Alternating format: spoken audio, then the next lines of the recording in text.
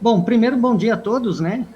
E vamos lá, vamos compartilhar aqui a tela. O mercado já está acalmando, né? Aquele rally de fim de ano que todo mundo esperava, infelizmente não veio forte. Dezembro até que começou, tentou começar bem, mas agora ele vai se acalmando, né? Da outra vez que eu participei, eu até comentei essa questão em relação ao Ibovespa.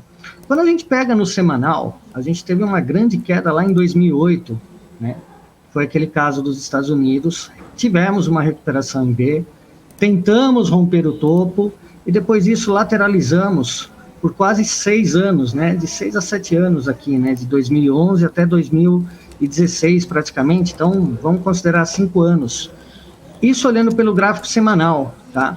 Por que eu sempre trago essa questão do gráfico semanal? Quando a gente pega o gráfico diário e essa queda que a gente teve aqui em 2020, né, essa baita dessa queda por conta da Covid, a gente teve uma recuperação, tentou romper o topo e volta a cair.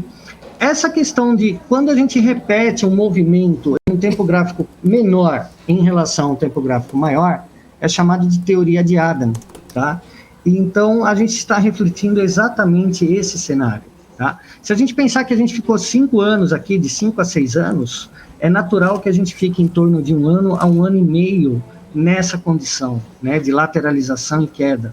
E o mais interessante é que quando a gente pega essa situação, que eu digo que nunca nada é coincidência, né, esse 1 ano e meio reflete basicamente até o fim das eleições, né? Então, apesar da gente ter um movimento muito forte na esperança de volatilidade para o ano que vem, né, que deve vir com certeza, cada pesquisa vai ser um barata voa total, né?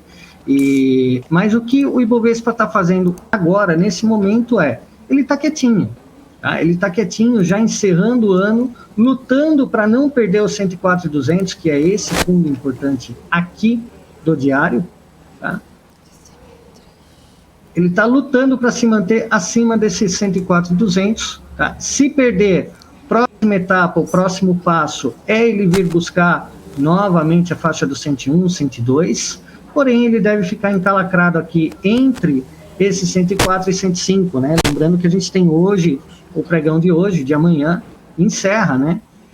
Então, basicamente é isso. Agora, para o ano que vem, volatilidade total, né? Veja que ele tem várias regiões chaves, onde o preço tende a querer parar entre os 93 mil e os 114 mil, 116 mil, nessa faixa, né? Então ele começa a trabalhar em um range, tá?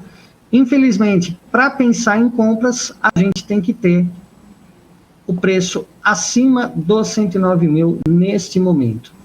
Por que eu digo isso? Foi o último fundo que ele conseguiu romper aqui, no começo de dezembro, todo mundo acreditava que ia, chegou até armar uma condição de reversão, porém ele não consegue ter barras fechando acima desse ponto, né?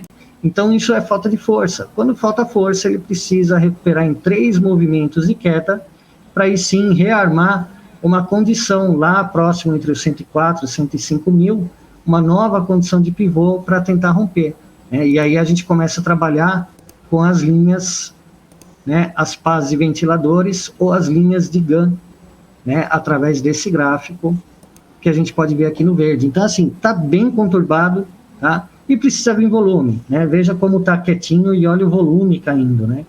Absurdamente. O pessoal parece que está movimentando de manhã, 11 horas, 11h30, trava e deixa só os robozinhos travando, né?